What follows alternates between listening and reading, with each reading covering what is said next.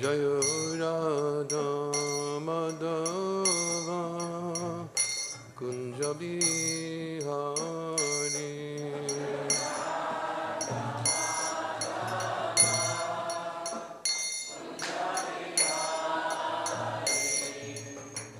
Gopi Jana Vallabha Girivare Hari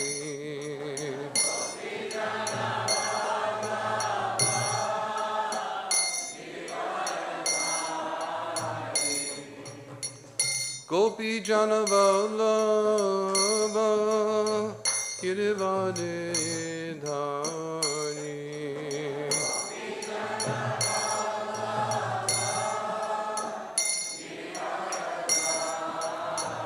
Yasura Nandana Braja Janaranjana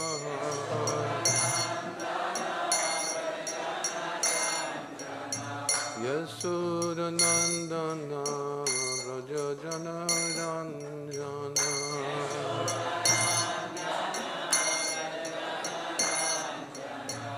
Yamuna Tīrtha-padaḥ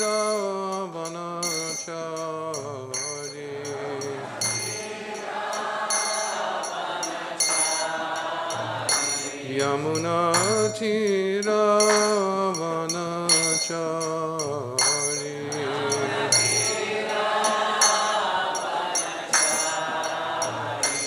Jayo Radha Madhava Kunja Bihari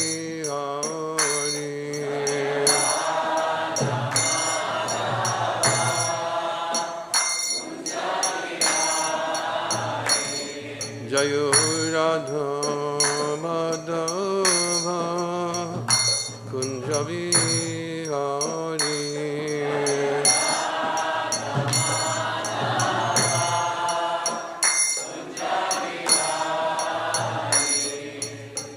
Gopi Jana Vallabha Girivare Hari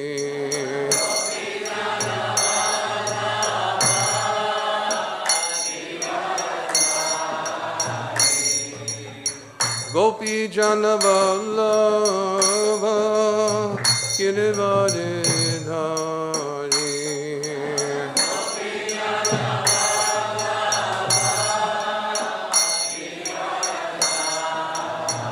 Yasura Nandana Braja Janaranjana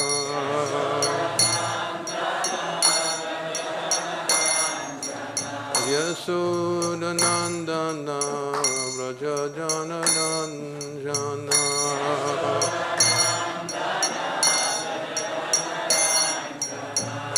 Yamuna Tīrtha-padaḥ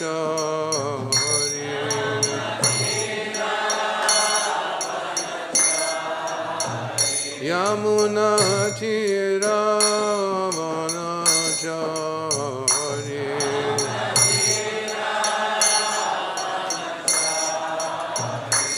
Jayo Radha Madhava Kunja Bihari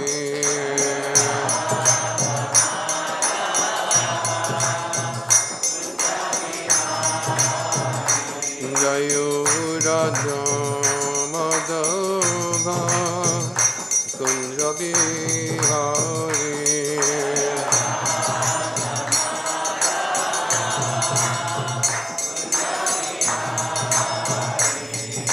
Gopi Jana Vallabha Girivare Hari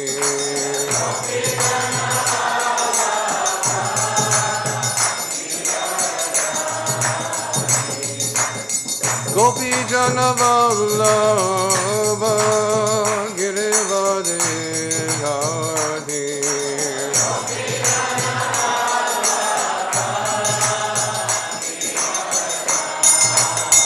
Yasura Nandana Braja Janaranjana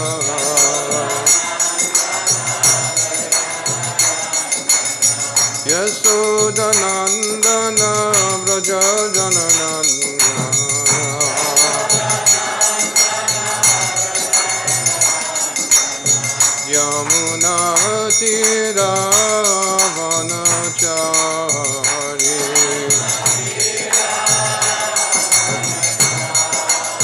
Yamunatiravanacharya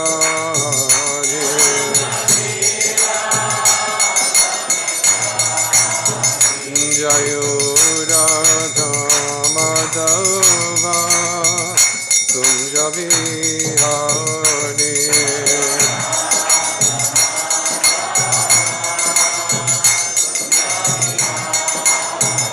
Jayo Radha Madhava Kunja Vihari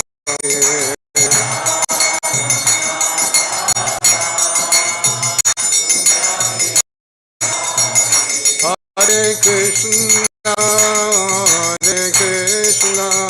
Krishna Krishna, Hare Hare, Hare Rama, Hare Rama, Rama Rama, Hare Hare.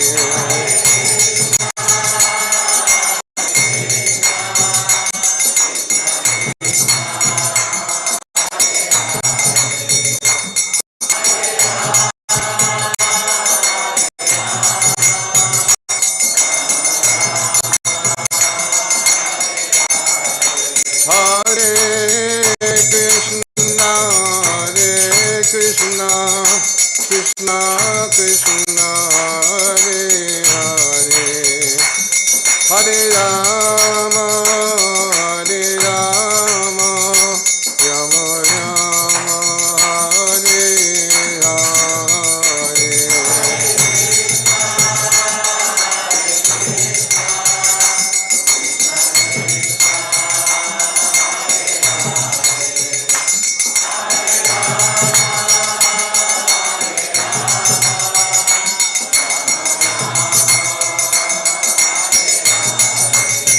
Hare Krishna, Krishna Krishna, Hare Hare, Hare Rama, Rama Rama, Hare Hare.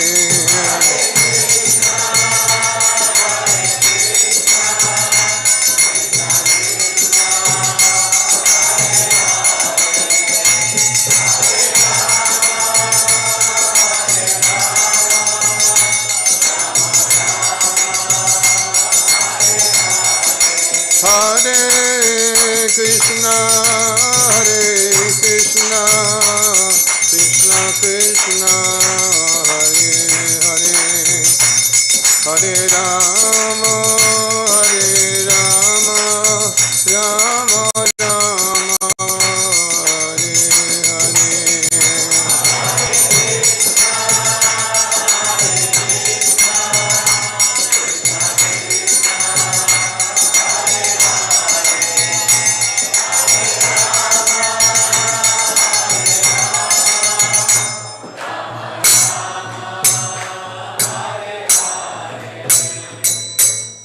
Jayom Vishnu-pad-padamahansa Paravajakacharya-sthala Satashi Srimad Savangre-si Bhakti-Vedanta Swami Maharaj Shri Rupa Gopal Ki Jayom Vishnu-pad-padamahansa Paravajakacharya-sthala Satashi Srimad Savangre-si Bhakti-Siddhanta Saraswati Goswami Maharaj Prabhupada Ki Ananta Kota Vaishnava Ki ISKCON founded Acharya Savangre-si Prabhupada Ki Namacharya Shri Haridas Thakur Ki Premsika Ho Shri Krishna Chaitanya Prabhu Nityananda Shri Advaita Gadadhar Shri Vasili Gaura Bhakti Vrinda Ki Shri Radha Krishna Gopa Gopinath Shama Kund Radha Kund Giri Govardhan Ki Vrindavan Dham Ki Mayapur Dham Ki Ganga Mayi Ki Yamuna Mayi Ki Tulsi Devi Ki Bhakti Devi Ki Bhagya Ki Harinam Sankirtan Ki Grantaraj Srimad Bhagavatam Ki Samaveta Bhakti Vrinda Ki Go Premananda. All glory assembled devotees, all glory is to the assembled devotees, glory is to the assembled devotees, all glory is to Shri Guru, Shri Guru.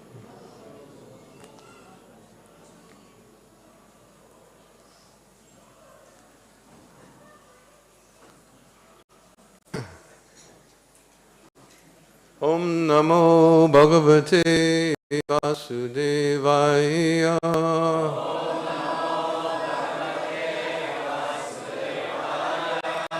Om Namo Bhagavate Vasudevaya.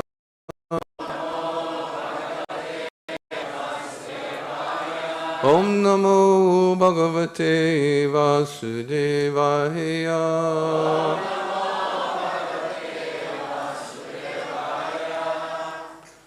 Srimad Bhagavatam, Canto 3, Chapter 1, Text 18.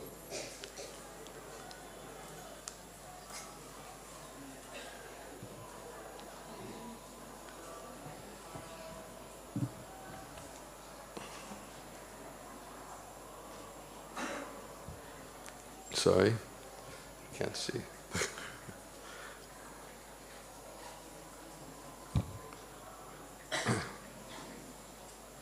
Buddheshu punya upavana adri kunjeshu apanga toyeshu sarit Sarasu Anantalingai Samalankriteshu Chachara Tīrtha Ayataneshu Ananya Pureshu Punyo Pavanadri Kunjeshu Apankatoyeshu sarit sarasu Anantalingai samalankriteshu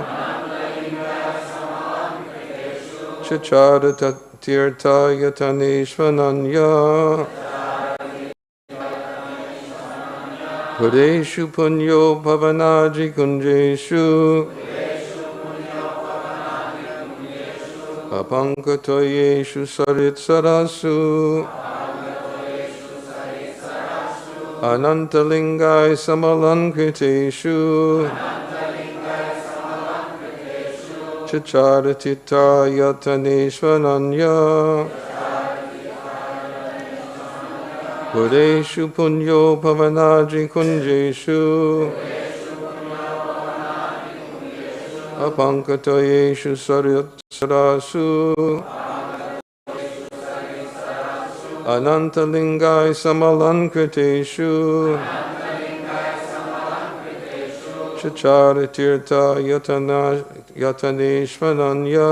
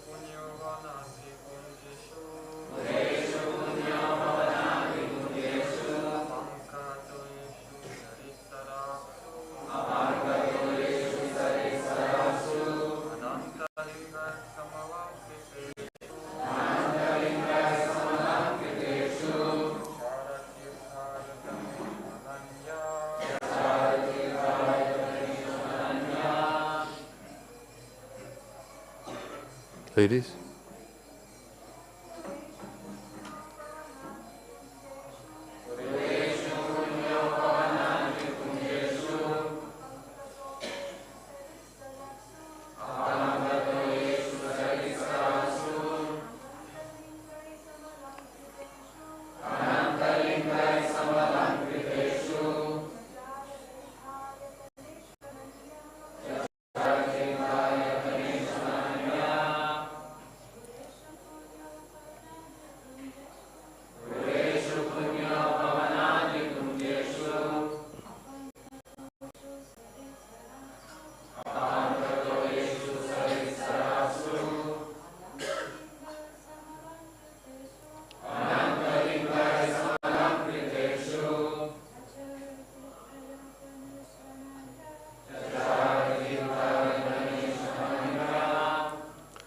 Pureshu, holy places like Ayodhya, Dwarka, and Mathura. Punya, piety. Upavana, the air. Adri, hill. Kunjeshu, in the orchards. Apanka, without sin. Toyeshu, in the water. Sarit, river. Sarasu, lakes. Anantalingai, the forms of the unlimited. Samalankriteshu, being so decorated. Chachara, executed. Tīrtha, places of pilgrimage. Ayataneshu, holy lands. Ananya, alone, or see Krishna alone. Translation. He began to travel alone, thinking only of Krishna, through various holy places like Ayodhya, Dwarka, and Mathura. He traveled where the air, hill, orchard, river, and lake are all pure and sinless, and where the forms of the unlimited decorate the temples. Thus he performed the pilgrim's progress. Oh, I'm waiting for somebody to translate it. Sorry. I'm so used to being in a Russian translated environment that I'm waiting for somebody to translate the verse.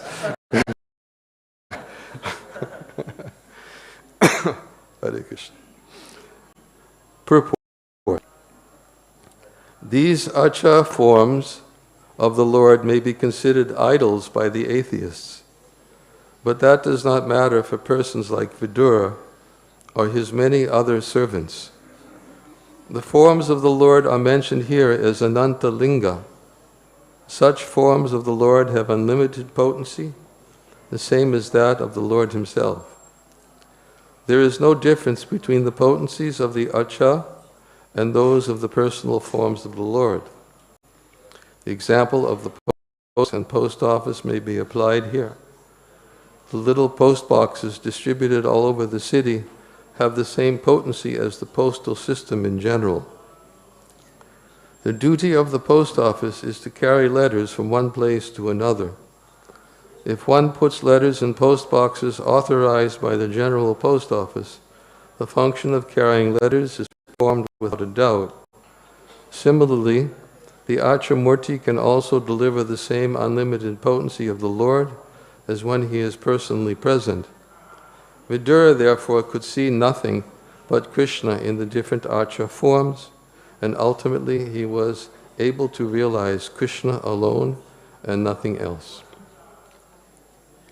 Om Jnana-timirandasya Gananjana Salakaya Chakshu Unmilitam Yena Tasmai Shri Gurave Namaha Ukam Karoti Vachalam Bhangum Langayate Girim Yat Kripa Tam Bhande Shri Gunundina Taranam Nama Om Vishnu Padaya Krishna Prestaya Bhutale Shrimate Bhaktivedanta Smiti Namane Namaste Saraswati Deve Gaudavani Pacharane Nirvishesha Shanyavadi Paschachya Satarane Jai Shri Krishna Chaitanya Prabhu Nityananda Shri Advaita Gadadhar Shivasadi Gauda Bhaktivinda Hare Krishna Krishna Krishna Hare Hare Hare Rama Rama Rama Hare Hare.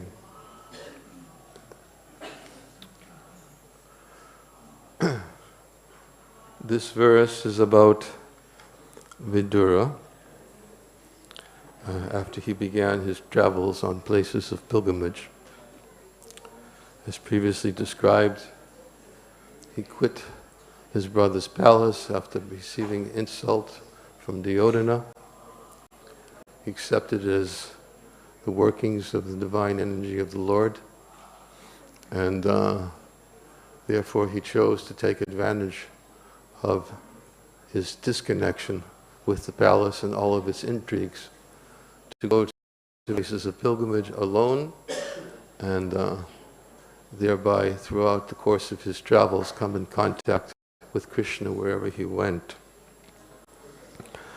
In fact, it's stated here at the end of the purport, Vidura therefore could see nothing but Krishna in the different active forms, and ultimately he was able to realize Krishna alone and nothing else.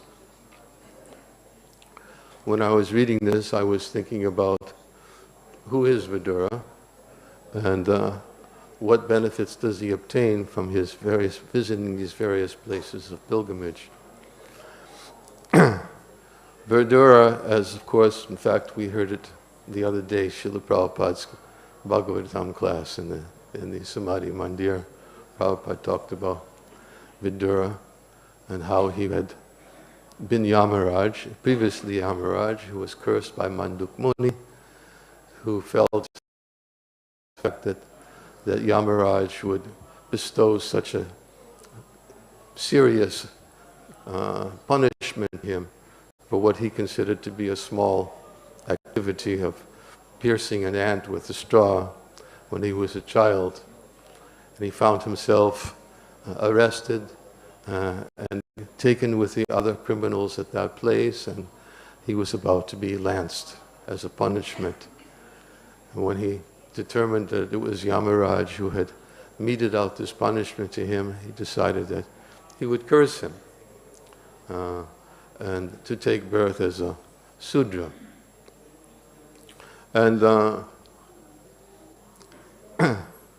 course, Vidura accepted the curse, and Yamaraj accepted the curse as Vidura, and he had to take birth for 100 years. Of course, because he was such a great devotee of the Lord, he was able to see Krishna manifest wherever he went, because it's described he was a pure devotee of the Lord. But nonetheless, Vidura, he went to these different places of pilgrimage, saw Krishna manifest everywhere, traveled alone, and it describes here as he performed the pilgrim's progress. When I think of pilgrim's progress, I think about the knowledge that's attained through the course of one's travels, which is essentially what pilgrim's progress is all about. Of course, there are different ways to see this. When I think of traveling alone, going to various places alone, I think about the inconveniences and difficulties there are in the course of my travels. I have to think about security checks, about airline flights, and it's a very purifying experience. And I try to understand what knowledge do I gain by all of this travel. But of course, the knowledge that's gained is what Vidura gained, is that he renounced his connection with everything, traveled alone, and he went specifically for the purpose of his own self-purification. In fact, it's described that he felt so contaminated by the association of Duryodhana, Dhritarashtra, Shakuni, that before going to see Krishna, he thought maybe he should purify himself. And therefore, that was his purpose for traveling to these various places of pilgrimages, for self-purification.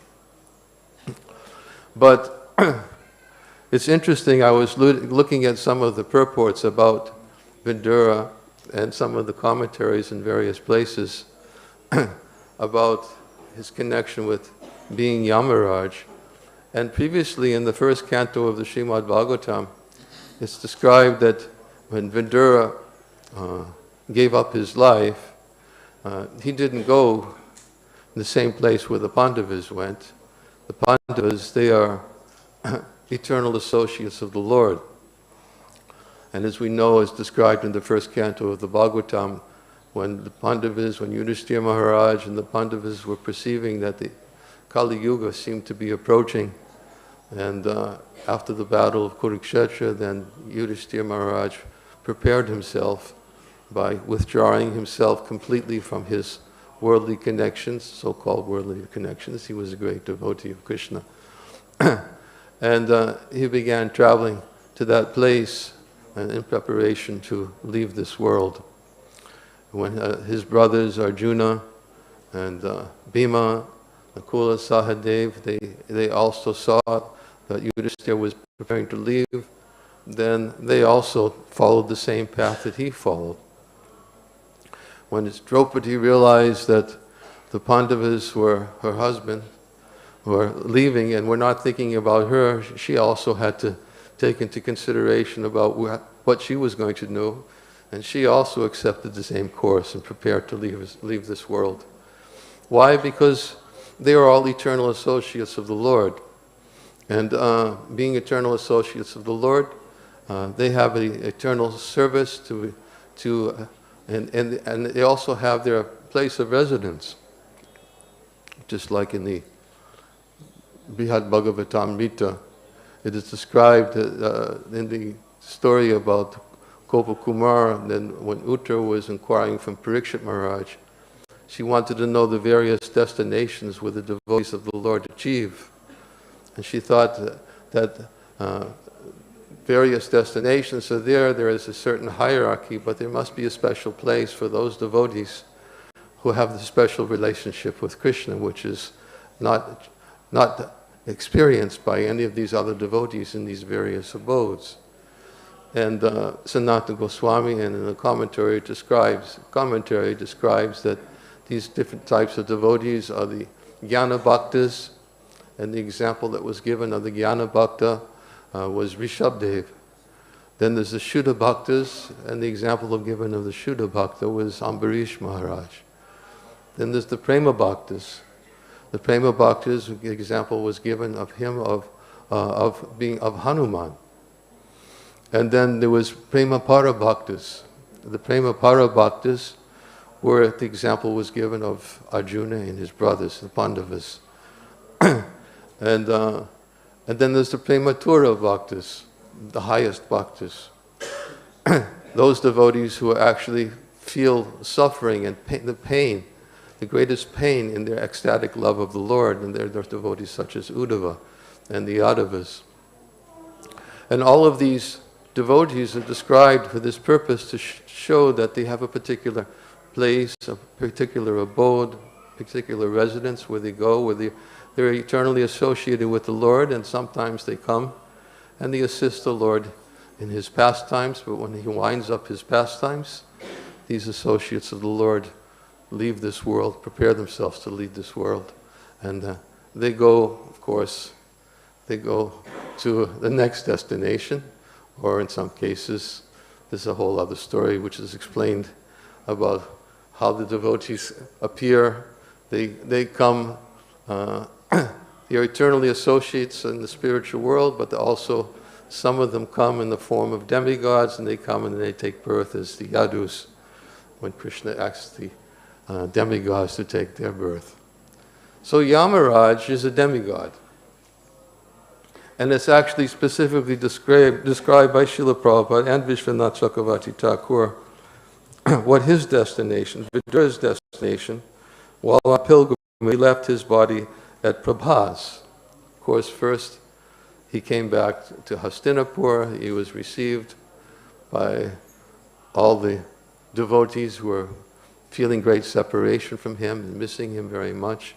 But while he was on pilgrimage, he traveled to all these different places, and then he met Uddhava. He met Uddhava on the banks of the Yamuna River. And there, when he met Uddhava gave him some instructions and also told him to go and to hear from Maitreya Rishi. And because Vidura understood that from this statement from Uddhava, and also he understood that the Lord had given instructions to Uddhava and also had given to Maitreya, who was nearby. And Sridhar Swami in his commentary explains that the Lord directly instructed Maitreya to go and to instruct Vidura. And of course, when Vidura heard this, then immediately he became overwhelmed and began crying with feelings of intense ecstatic love, because he understood that the Lord, just prior to his departure from this world, was remembering him was thinking of him, and tears began manifesting in his eyes, and Prabhupada states in the commentary that this is something that every devotee should hanker for, these kinds of tears, and which are symptoms of one's love for the Lord. So Vidura had this kind of love for the Lord, yet it's described he didn't achieve the same destination as the Pandavas. And Prabhupada explains this, and also Vishwanath Chakravarti Thakur explains it in the verse that after Vidura had instructed Dhritarashtra, after Dhritarashtra left home, and when the Pandavas were leaving Vidura, he went on pilgrimage again and left his body at Prabhas, because he was absorbed in thought of Lord Krishna.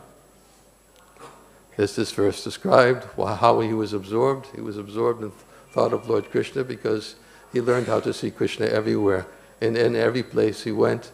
And whatever deity he saw, whether he was in Ayodhya, or whether he was in Dwarka, whether he was in Mathura, wherever he visited in the various places of pilgrimage, because his Ishtadev was fixed in his heart, he saw only Krishna everywhere. And that's what's explained in the verse. But although he saw Krishna everywhere, then it states in this purport, in the verse, Vidura, while on pilgrimage, left his body at Prabhas. Because he was absorbed in thought of Lord Krishna, he was received by the denizens of Pitraloka, where he returned to his original post. Different destination than the Pandavas. He had to go back to his post, his original post, because he was cursed to take birth for 100 years, and of course, assist the Lord.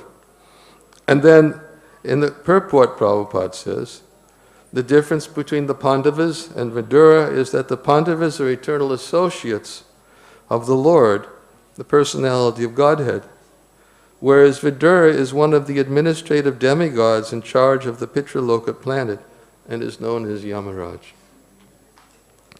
And in another verse, something which may seem to be very contradictory. This is a verse, I'm sorry, I don't have the reference where it's from, but it's the Bhagavatam.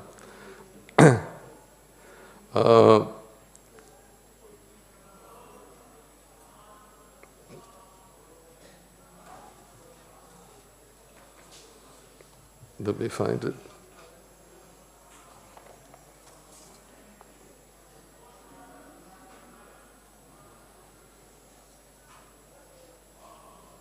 Yes. You are recognized by the Lord Bhavan Bhagavato Nityam Samata Sanugasyaha Yasya Gyanopadeshaya Madhisad Bhagavan Rajan. You are recognized by the Lord eternally. When the Lord departed to Vaikuntha, he instructed me to teach knowledge to you, his devotee. And in the commentary it states, you are not only a devotee having a post as Yamaraj, but you are an eternal associate of the Lord in another form. In another form. In other words, there's the post Yamaraj, there's the post that, of course, who was it? Aryama, who took that post over while Vidura had descended to accept his curse. And Yamaraj is a post. But in this commentary by Vishwanath Chakravarti Thakur, he says, you are not only a devotee having a post as Yamaraj, but you are also an eternal associate of the Lord in another form. In other words, whoever it was who accepted the post of Yamaraj was a devotee in another form. And more evidence about Yamaraj being a designated post is given in a quote from the Nrsimha Purana and Vishnu Purana. This verse states, just to benefit the conditioned souls, Brahma, who was born on the universal lotus flower and who was adored by all classes of men, appointed me This is Yamaraj speaking. Appointed me to the post of Yamaraj long ago. Of course, we don't know who it was who was speaking. Posted me to the post of Yamaraj long ago. It doesn't say who it was. But whoever it was is an eternal associate of the Lord, as evidenced by the commentary of Vishwanath Chakravarti Thakur. So that I could engage myself in awarding everyone the results of their fruitive activities. I punish those who are averse to the lotus feet of Lord Hari, the spiritual master of everyone, and I offer my respectful obeisances unto those who have surrendered at his lotus feet. So, this is a little bit about Yamaraj. It's very little about the personality who accepted the post of Yamaraj, except he was an eternal associate of the Lord.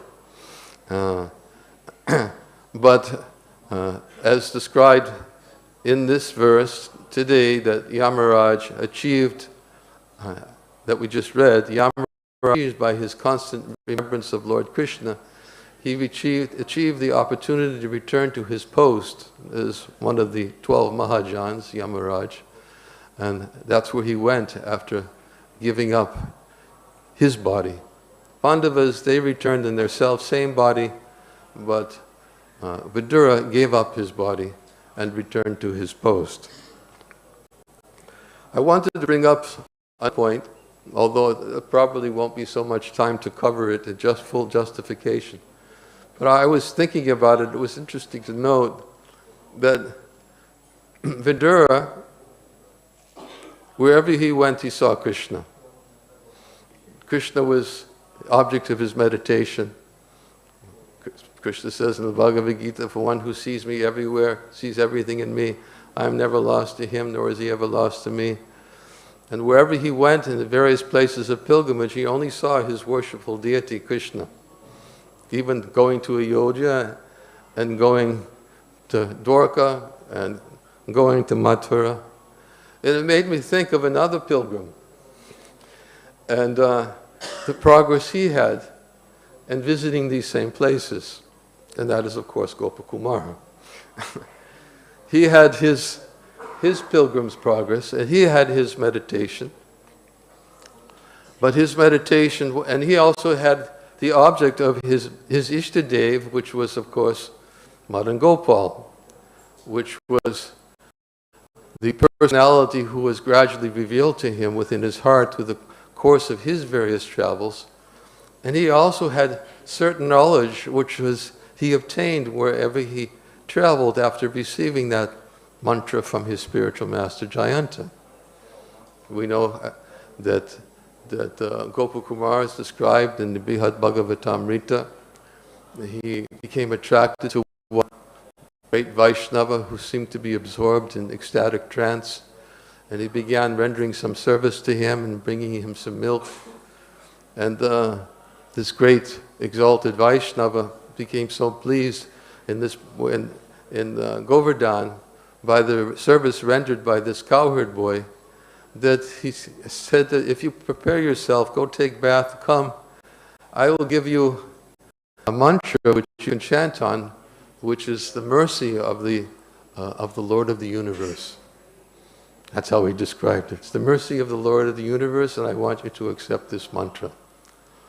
So Gopakumara, he accepted the request of this Vaishnava. He took his bath, and then the Vaishnava, whose name was Jayanta, he gave him this mantra and told him that he should faithfully chant this mantra. Later he gave him the blessing. He said, may you live a very, very long time. May you always keep the body of a cowherd boy. And may you always develop the mentality of achieving fruit that which the mantra has to offer for you. That was the blessing that his spiritual master gave him. So Gopakumara had the unique opportunity of traveling to various places of pilgrimage with this blessing and benediction which he had received from his spiritual master. He didn't exactly know who he was looking for. It's described in Brihad Bhagavatamrita that he was a naive cowherd boy, and wherever he went, he accepted wherever he wandered to, he just accepted that he was given an opportunity to see the Lord of the universe. And even his first encounter was with a shalagram shila, which was worshipped by one pure Brahmana. And after seeing the shalagram shila, then and seeing that how the Brahmana was worshipping him, then he was thinking, this must be the Lord of the universe that my spiritual master told me who I'm looking for. That's who he was looking for. He didn't know who it was. He was just looking for that Lord of the universe whose mercy he would attain by the grace of the instructions of his spiritual master. So his first impression, even of the Shalagam Shila, was, this is the Lord that I'm looking for. But when he saw that the Brahmana took the Shila and didn't feed him and put him in a box, he became very discouraged, thinking, this is not a very appropriate way to treat the Lord of the universe. He must be hungry, and you've put him in a box, and you haven't even fed him yet. So immediately, within his heart, he was feeling something was lacking. And that lacking was in his heart, became this pilgrim's progress. It became this pilgrim's progress because wherever he went, while faithfully chanting that mantra, gradually, by the blessings of his spiritual master, by the instructions of great Vaishnavas that he met along the way, by the mercy of Lord Shiva, who gave him instructions along the way, by the mercy of Narada Muni, by the mercy of the Lord himself, who he came into contact at various places in his dealings with the Lord, by the mercy of Uddhava, who he later met in Dwarka. He's receiving, both within his heart and externally, from those who were instructing spiritual masters and by the Lord himself, that wherever he went, there was something lacking that was within, manifesting in his heart because of his faithful chanting of that mantra.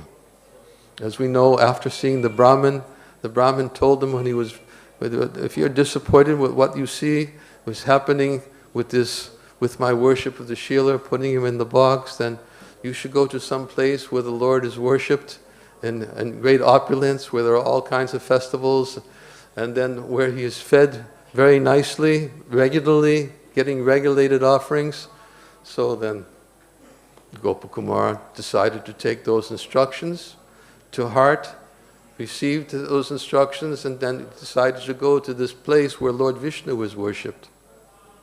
But then he saw certain things in the worship of Lord Vishnu, and not only did he see certain things, but he was also entrusted to become the king. Was it the king? Yes, he became the king when his son died. And he was entrusted to become the king and to engage in all kinds of service. But when he saw how the prasadam was not properly respected, he became very disturbed by that.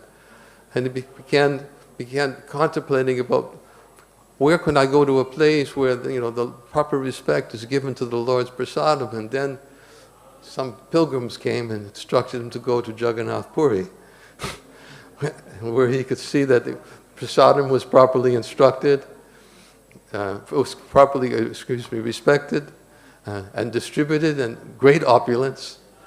So something was happening. He was gaining some knowledge in his pilgrim's progress.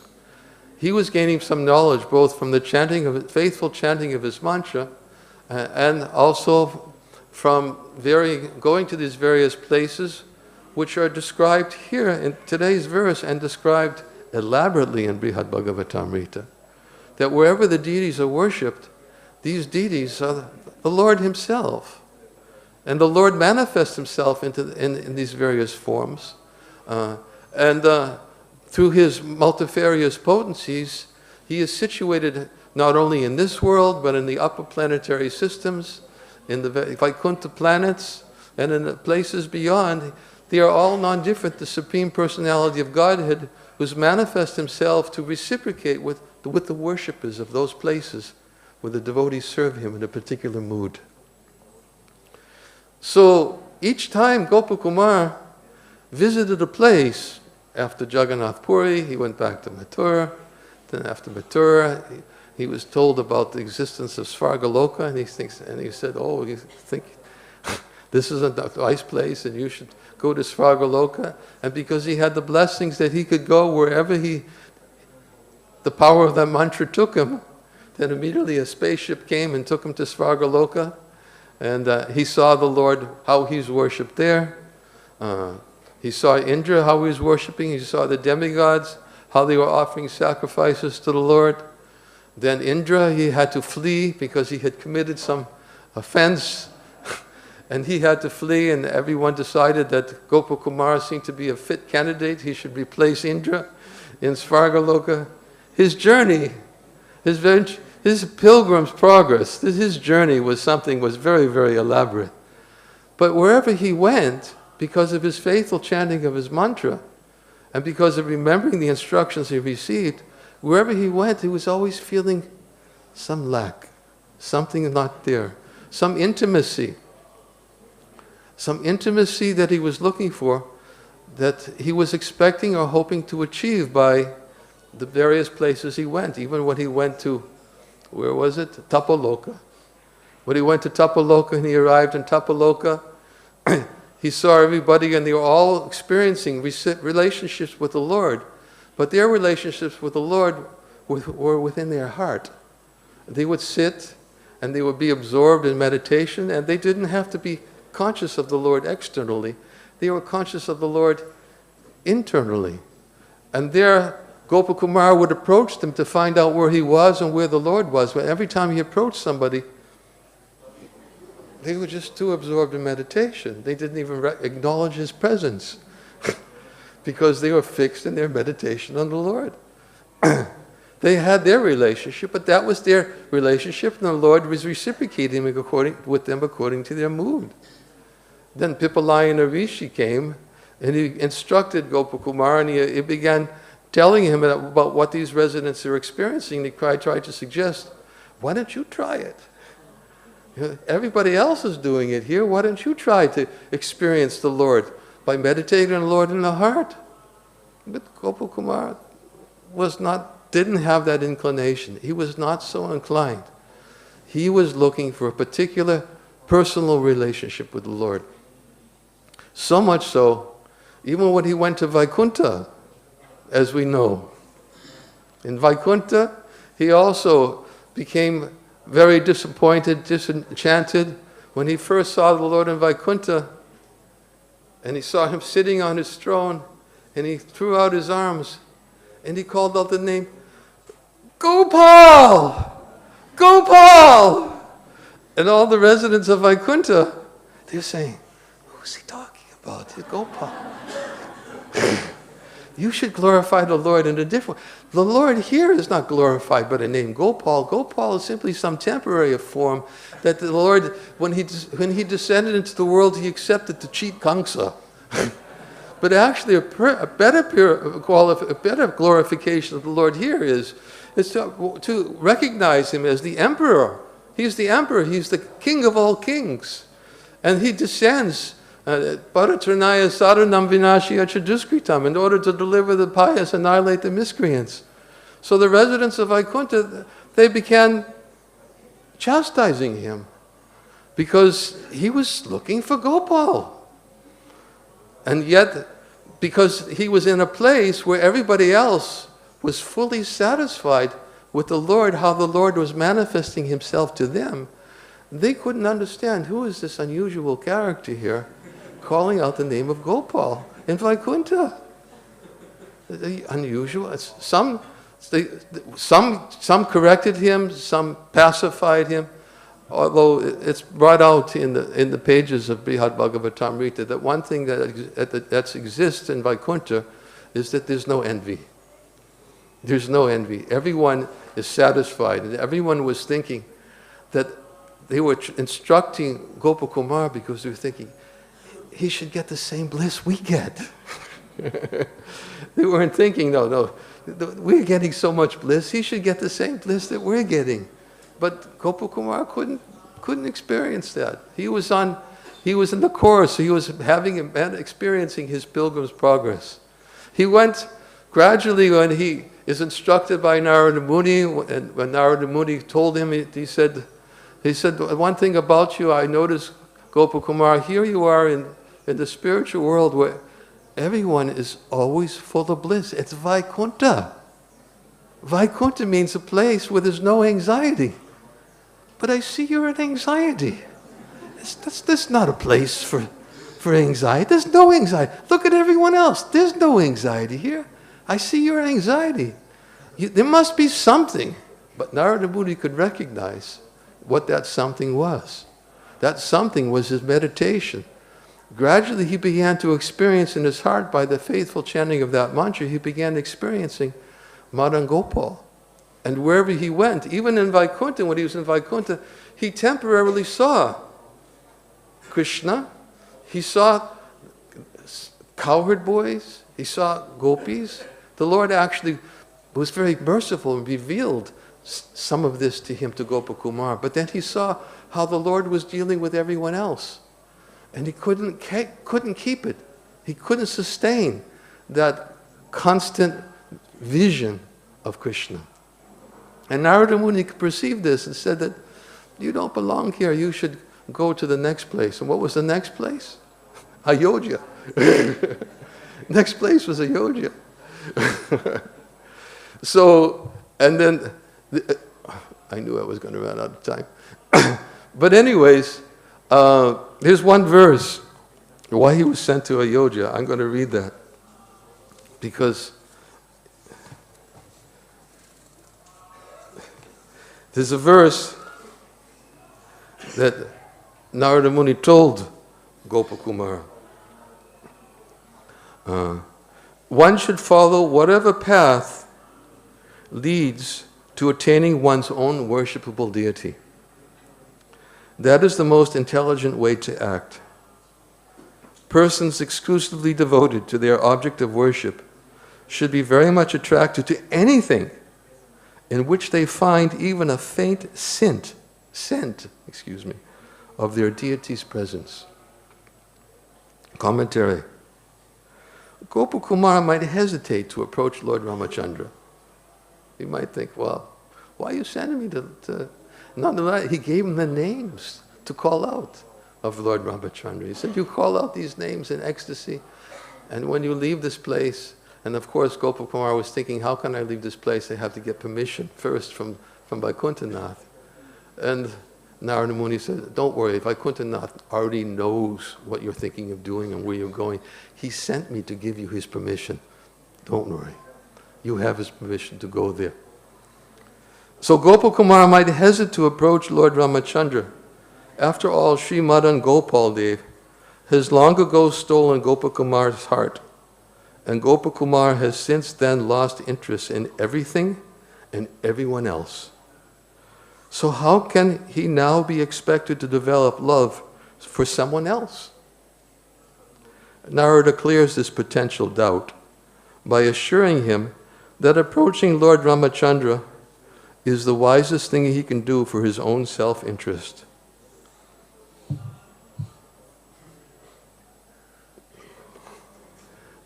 Hare Krishna. It's all right, there's another program. There's another program supposed to start at 9 o'clock for Gopatami, where there's going to be a lecture about Gopatami, so I shouldn't. Of course, one thing I was going to say is that when Gopakumar saw everywhere, he saw Madan Gopal. And even when he approached him, he called out his name, Gopal. He didn't call out Vatsapal. He called out Gopal. So, Vatsapal means the cowherd boy herding the calves. Is Gopal, is cowherd boy herding the cows. So, anyways, let me finish this commentary. So how can he be expected to develop love for someone else? Narada clears this potential doubt by assuring him that approaching Lord Ramachandra is the wisest thing he can do for his own self-interest. He should follow the logic svarkarayam udaret pragya karya dhvangsena murkata. An intelligent person should somehow do the needful. One who spoils the business at hand is a fool. Gopakumar should therefore approach his destination by stages, going first to Ayodhya, then to Dwarka, where he will meet his worshipable Lord. Gopakumar will achieve Lord Gopal Dev by the special mercy of the Supreme Lord in his form of Sri Raghunath, just as he achieved Lord Vishnu by the special mercy of Lord Shiva. In other words, by the mercy of Lord Ramachandra, he'll go to that place, and when he goes to Ayodhya, he starts feeling a little dissatisfaction, and Hanuman, observing his dissatisfaction, Hanuman is always chanting the glories of Lord Ram. So Hanuman was thinking, I should try to somehow placate this cowherd boy who's feeling some dissatisfaction. If he hears the glories of Ram from my mouth, certainly this will placate him and he'll want to stay. He won't be dissatisfied in this place. So Hanuman, thinking in this way, began chanting the glories of Ram. But then when Lord Ramachandra saw him, Lord Ramachandra singing that Gopakumar, because he was still meditating on his worshipful deity, even in Ayodhya, when he was in the presence of Lord Ramachandra, Gopakumar was still feeling some dissatisfaction. So Lord Ramachandra in Ayodhya said, you should go to Dwarka. You got direct instructions. You should go to Dwarka. He got blessings to move on. He got the intensification of his feelings of separation of Madan Gopal. Wherever he went, his dissatisfaction internal that he was experiencing, it began intensifying more and more, and of course, and then he went to Dwarka. Dwarka, more pastimes took place there. And then after Dwarka, where he felt also that he was not sufficiently having the kind of intimate relationship he was thinking. It's very nice, Krishna, he was rendering service to Krishna in Dwarka. He said, but when he meditates on Gopal, Madan Gopal within his heart, he's experiencing something very much more intimate than what he's experiencing here. And he even experiences Krishna embracing him and kissing him and becoming embarrassed by the kissing. This is what he experiences within his heart. So then Narada Muni again perceived Gopakumar's dissatisfaction even in Dwarka, and therefore he brought him to Uddhava's home, and between Narada Muni and Uddhava, they began instructing him and telling him, you should go to Mathura. Mathura where? They told him to descend back to Mathura in this world. And I'm going to read something. I'll take the extra time. I'll take the extra time just to read something in this connection of what he experienced in Mathura. Okay, it's so...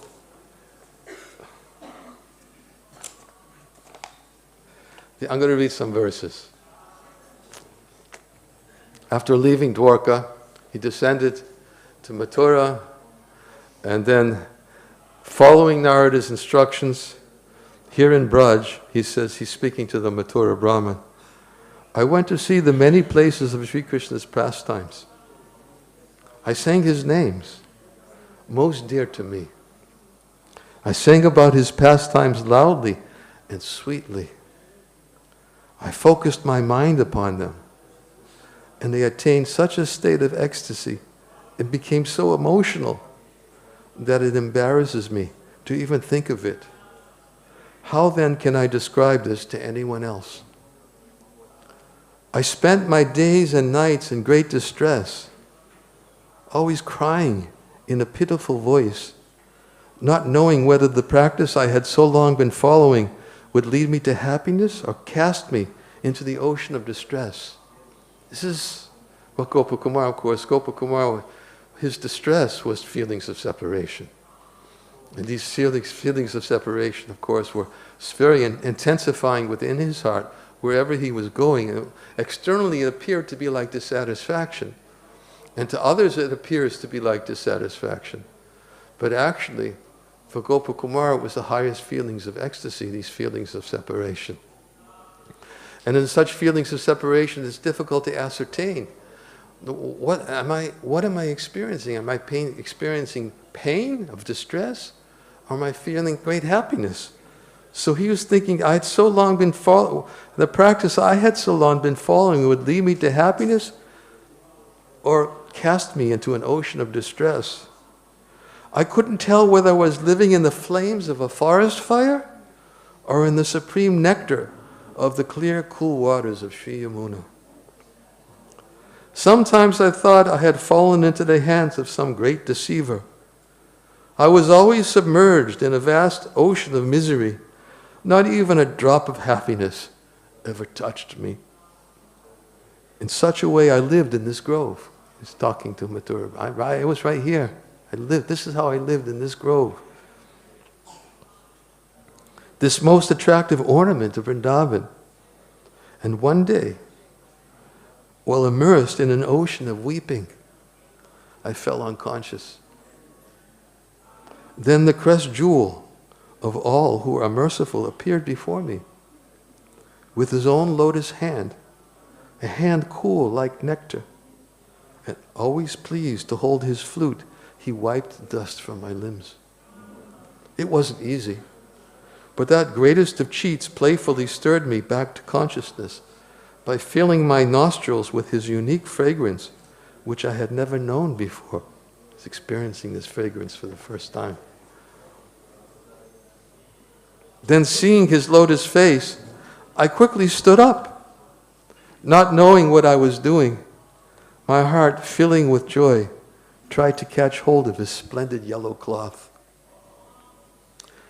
That best of the clever blew his flute in an extraordinarily playful way and escaped me.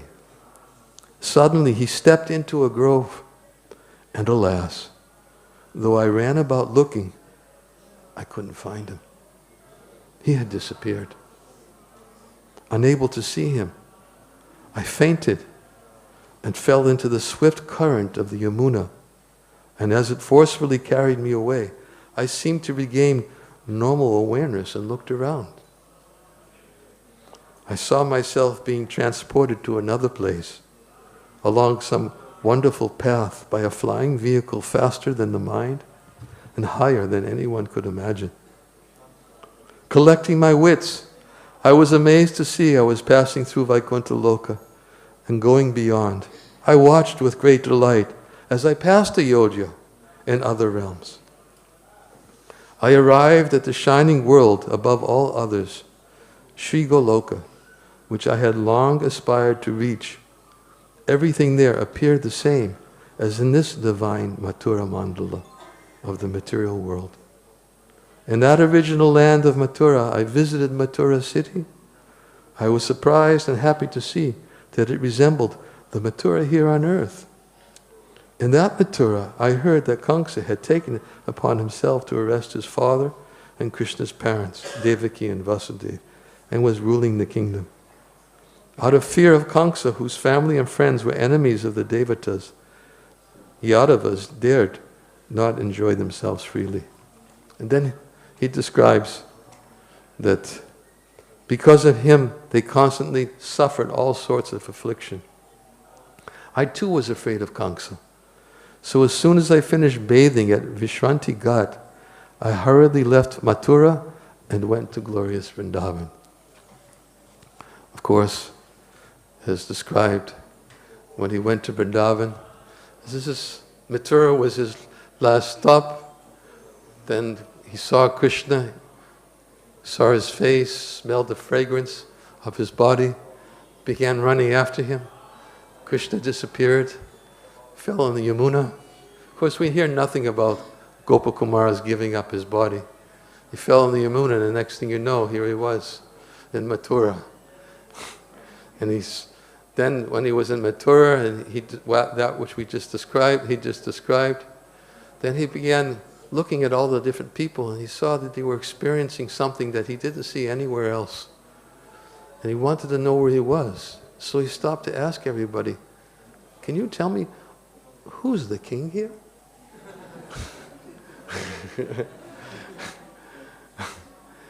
And nobody would answer because everybody was feeling, because they were feeling separation. Why?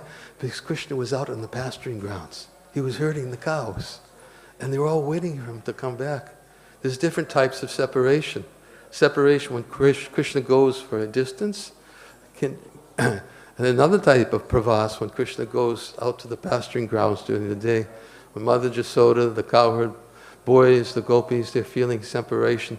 The cowherd boys are even feeling separation sometimes even when Krishna stands behind a tree momentarily, even for that moment when he's out of their vision, they feel separation from him. But he saw that everyone was experiencing something that he didn't see before, and he was asking everybody, who's the king? And nobody would tell him. Finally he found some elderly man and said, oh, the king here? King here is Nanda Maharaj. And when he heard Nanda Maharaj, then Gopakumara felt it in a swoon of ecstasy because he understood where he was. And the man who saw him faint, he wiped him and brought him back. And then Gopakumara understood. It means that Krishna, this must be Krishna's place. So he went farther and he went to the gate where all the other persons were waiting. And looking off in the distance, they saw some cloud of dust appearing before him. And this cloud of dust, when they saw Krishna was gradually approaching with all his cowherd boyfriends and all the calves coming in from the pasturing ground. And as he was surrounded by his boyfriends, then Krishna was playing his flute. And while he was playing his flute, everything he saw began manifesting. He saw the Yamuna stood still. He saw the sap of the trees. They were flowing. He saw the cows, their ears were like, what are they called? Huh? Vessels, yes. Vessels, wanting to hear the sound of Krishna's flute. Saw everybody intensely. And then even the birds flying overhead, everyone was experiencing the intensity of the sound of Krishna's flute. And then as Krishna began approaching, then Krishna, he moved forward ahead of the cowherd boys. And then Gopakumara was trying to wonder, where's Krishna going? And Krishna was coming to greet Gopakumara, who he had been waiting for so long, embraced him. Gopakumara was immediately, when Krishna came forward and said, this is my friend Sarup. I've been waiting so long for Sarup. He's always been meditating on me. And Sarup fell down unconscious. And then what happened to Krishna? Krishna also fell down unconscious. He lost external consciousness. And then everyone began to wondering, who is this coward boy? We've never seen him before. Is he some kind of a demon that was sent here? The gopis were thinking maybe somebody, Kamsa sent him here to put Krishna in distress. And they began wondering who he was. But this is the fruit. This is the fruit of Gopakumara's pilgrimage. It was the fruit, although it took a long time. It took the visit of a lot of places. It took the blessings of the spiritual master, the instructions of his instructing spiritual masters. It took the mercy of the Lord, both within his heart and externally as the Supreme Lord, whom he personally met in his journey, to get the fruit of his meditation. Gopal, Manam Gopal. So, just as Vidura, in the course of his travels, everywhere he went, he saw Krishna. He was a pilgrim on pilgrimage. He saw his Ishtadev. So in the same way, Gopakumara got the fulfillment of his meditation. It was a little bit of a longer pilgrimage, but nonetheless, it was fruitful. And he was actually able to obtain the Lord of his heart and embraced and accepted in his eternal service as Sarupa. I've gone a little bit over time. I was told I have to stop at 9 o'clock. I thank you all very much for tolerating my... I'll tell you truthfully, this is the first class I've given in straight English. I can't remember the last time I gave a class in straight English. So if I was talking fast, it's because I was trying to keep up with my mind. because usually I get an opportunity to meditate between each sentence that I speak. So, thank you for tolerating me. Hare Krishna. All glories to Srila Prabhupada.